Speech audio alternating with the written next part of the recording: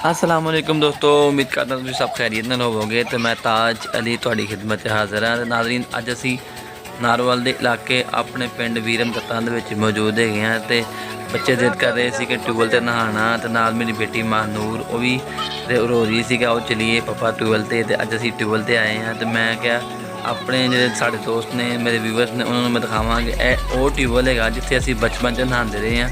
तो अज माशाल्लाह देखो साढ़े बच्चे नहा रहे हैं इत्थे। तो नाज़रीन, मेरी वीडियो अगर अच्छी लगे तो लाइक और शेयर ज़रूर करना, और अगर मेरे चैनल पर नए हो तो प्लीज़ सब्सक्राइब ज़रूर कर देना है।